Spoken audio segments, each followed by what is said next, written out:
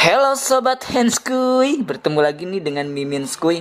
Di video kali ini Mimin akan merangkum sebuah film yang bergenre horor yang berjudul Savannah Haunting. Jadi seperti biasa tanpa basa-basi karena basi itu tidak enak ya guys ya. Langsung saja ke rangkumannya. Skuy. Film ini berawal dari seorang keluarga yang sedang melakukan perjalanan ke Savannah, Georgia, Amerika yang berada di pinggiran kota. Ada sang ayah yang bernama Eric, ibu Rachel, Avril sang kakak, dan Andrew sang adik. Mereka bertujuan ke sebuah rumah untuk pindahan. Namun rumah tersebut berada di tengah-tengah hutan. Sesampai di sana, Rachel pun sudah mulai merasa tidak nyaman harus pindah ke rumah tersebut. Selain itu, dia takut jika ditinggal sendirian saat suaminya bekerja, apalagi anaknya yang masih kecil. Namun dikarenakan tuntutan pekerjaannya, ia harus rela dan pasrah untuk mengikutinya. Eric pun meyakinkan istrinya, selain rumah tersebut murah, rumah itu juga satu-satunya yang dekat dengan pekerjaannya. Walaupun posisinya di tengah-tengah hutan, tapi mereka yakin bisa melewatinya dengan baik. Old houses have cold drafts. Di sore hari, ketika Rachel sedang berbenah mengeluarkan barang-barang bawaannya, tiba-tiba ada bola jatuh dari ruangan atas. Karena rasa penasaran, Rachel pun naik ke atas untuk memastikannya. Dan ia pun menemukan kardus mainan anaknya. Setelah dibuka, di balik kain dia dikejutkan dengan sebuah boneka. Dengan bola matanya yang sangat aneh dan menyeramkan. Karena Rachel berpikir dia tidak memiliki atau anaknya tidak pernah dibelikan boneka tersebut, Rachel pun sontak membuang boneka tersebut ke dalam tong sampah. Keesokan harinya, saat suaminya pergi untuk bekerja dan anaknya pergi untuk sekolah, Rachel pun melanjutkan untuk beres-beres. Namun saat itu Rachel harus dikejutkan kembali dengan boneka yang ia buang semalam. Namun saat ini boneka tersebut berada di dalam lemari anaknya. Tanpa berpikir panjang, boneka tersebut kembali dibuangnya. Scene berpindah ke tempat kerjanya Eric, yang kebetulan di situ sedang bersama rekan kerjanya yang bernama James. James pun di situ berterima kasih karena sudah menerima tawarannya untuk merenovasi rumahnya. Karena jarang sekali orang yang mau ke situ dikarenakan posisinya di tengah hutan. Selain itu juga jauh dari perkotaan.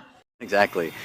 Work dried up after. James pun merasa senang ketika ia mendengar Eric sudah membeli rumahnya itu, supaya Eric tidak jauh dari tempat pekerjaannya. Tapi seingatnya rumah tersebut sudah tua dan sudah lama ditinggalkan pemiliknya, serta jarang sekali ada yang betah tinggal di rumah tersebut. Sore pun tiba, ketika pekerjaan mereka sudah selesai, Eric pun mengundang James untuk makan di rumahnya dan meminta James untuk mengajak keluarganya. You and your wife come over for dinner. Rachel needs to meet. Tidak lama dari itu, Rachel pun ditelepon oleh Eric untuk menyiapkan jamuan makanan malam dan mengingatkan untuk memasak kica-kica yang super enak karena temannya akan datang untuk makan malam bersama. Love you. Namun setelah menerima telepon, Rachel tidak menyadari bahwa aktivitas sehari-harinya ada yang selalu mengawasinya. Ketika malam, James dan sang istri pun tiba di rumah Eric. Ia bernama Vanessa. Di malam itu suasana rumah terasa hangat karena ditambah keberadaan temannya di situ. Ketika Vanessa bercerita bahwa sebenarnya dia memiliki kelebihan bisa melihat sosok halus atau yang sering disebut indera keenam, yakni yang diwarisinya dari leluhurnya.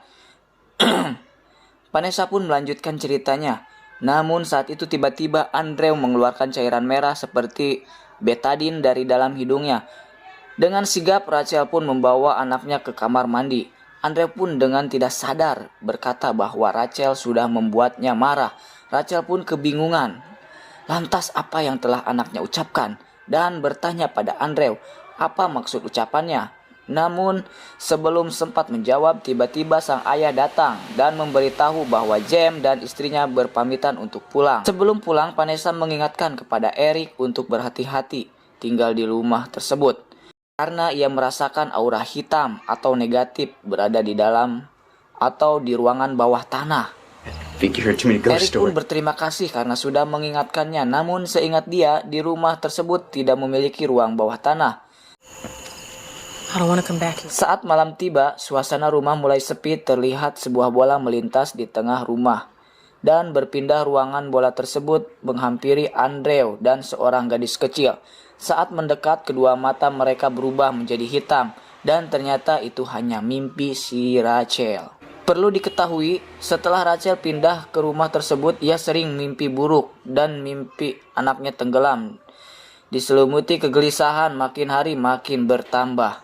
Ketika pagi hari, saat mereka pergi ke taman, tiba-tiba Andre berkata bahwa jika seseorang yang matinya tidak wajar, maka mereka tidak akan masuk surga, tapi arwahnya akan gentayangan dalam kegelapan. Mendengar perkataan anaknya tersebut, Rachel pun berpikir ia tidak ingin anaknya berpikir aneh-aneh karena tinggal di rumah tersebut. Tapi di sisi lain, dia pun sedang merasakan hal aneh tersebut. Sorry, babe. Saat malam harinya, ketika Rachel ke kamar anaknya, Rachel melihat anaknya sedang bermain dengan seseorang. Dengan rasa penasaran, ia pun menghampirinya. Namun setelah ia lihat, ternyata anaknya sedang bermain dengan boneka yang sudah ia buang beberapa kali. Rachel yang merasa jengkel dengan boneka itu, tanpa pikir panjang, ia pun membuangnya kembali dan membakar boneka tersebut. Setelah kejadian itu, mental Rachel pun semakin buruk. Setiap kala ia mendapati rumahnya berantakan tanpa sebab dan sering mendengar suara-suara aneh. Dikala ia sudah tidak kuat dengan keadaan tersebut, Rachel pun mendatangi seorang psikiater. Rachel pun mulai bercerita bahwa sebenarnya ia mempunyai 3 anak. Yang pertama April, Andrew, dan kembarannya bernama Alice. Namun di rumah sebelumnya Alice mengalami kecelakaan tenggelam di kolam berenang yang mengakibatkan si Alice meninggal dunia. Namun setelah pindah ke rumah barunya, ia sering mengalami hal aneh, diganggu oleh makhluk-makhluk penasaran, termasuk arwahnya Alice. Yang membuatnya stres, dia selalu menemukan boneka yang mirip dengan si Alice. Setelah puas mencurahkan semua unek-uneknya, si Rachel pun kembali pulang ke rumahnya. Ketika malam tiba, tiba-tiba Rachel pun kembali terbangun dari tidurnya karena mendengar suara Andrew yang meminta tolong. Rachel pun melampiaskan kegelisahannya dengan cara memarahi Andrew karena sudah berbuat seperti itu. Namun dengan bahasanya yang tidak pantas, Eric pun meminta diam dan Rachel pun untuk membiarkan anaknya tenang terlebih dahulu. Keesokan paginya, si Rachel pun kembali menemui si dokter untuk menceritakan apa yang dialaminya malam tadi. Ia pun meminta saran pada dokter tersebut untuk mengatasi keanehan tersebut, karena bukan hanya menyerang dirinya sendiri, namun sudah menyerang pada anaknya. Si dokter pun menjawab jika ia yakin ini semua perbuatannya ulah dari mendiang anaknya tersebut. Dokter menyarankan supaya Rachel mengumpulkan barang-barang mendiang Alice dan menyimpannya di sebuah ruangan khusus.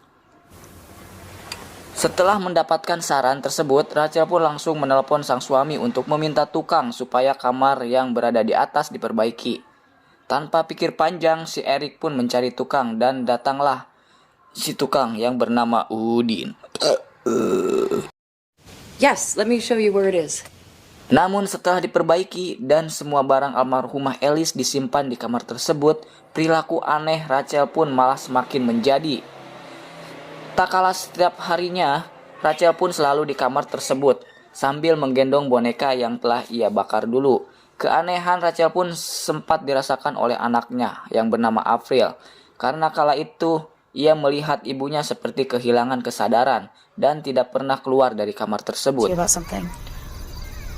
I really like her.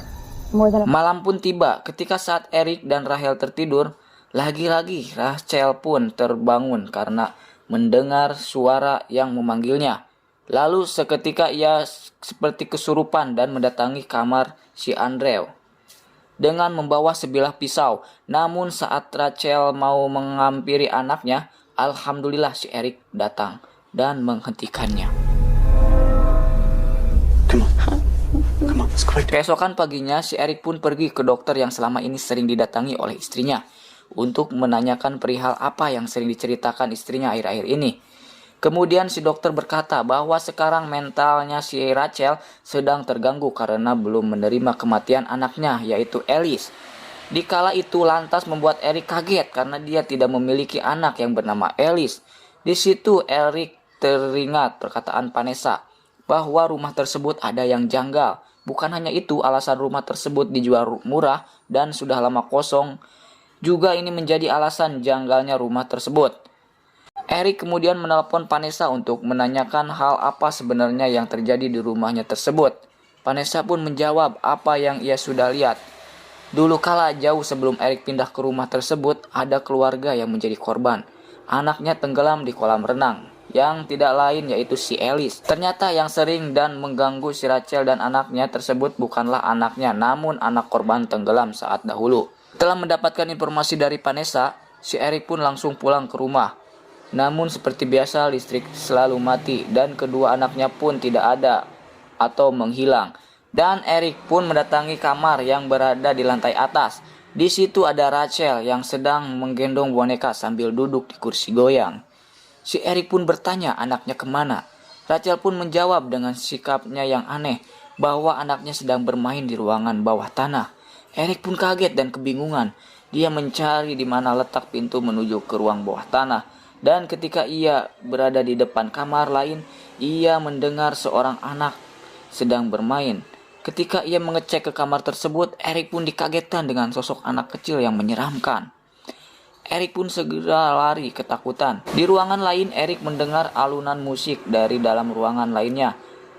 Dia pun masuk. Yang bisa kita lihat di situ banyak arwah yang memakai pakaian zaman dahulu sedang melakukan pesta. Namun yang mengejutkan, yang memimpin pesta tersebut adalah si tukang bangunan yang bernama si Udin tadi. Saat itu pun si Udin menyuruh yang lainnya untuk menyingkirkan si Eric. Dan tiba-tiba dari belakang si Eric ada yang menutup kepalanya dengan karung goni. Tiba-tiba ia berada di rumah yang aslinya. Namun dia harus dikejutkan kembali oleh si Udin yang matanya menghitam.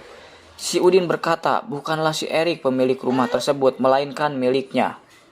Si Eric pun langsung berlari dan mencari di mana letak basement tersebut.